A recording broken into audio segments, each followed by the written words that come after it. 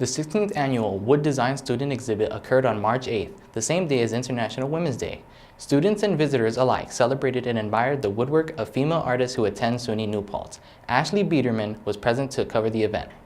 The 16th annual Wood Design Student Exhibit occurred on March 8th, the same day as International Women's Day.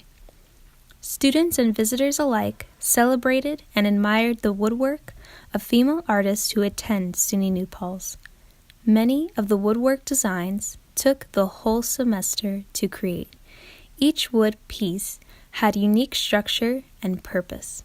Some were used for shelving, sitting, or to admire. Wood design is not a major here at SUNY New Paltz. However, there are more women than men creating woodwork, which is rare due to the industry being male-dominated.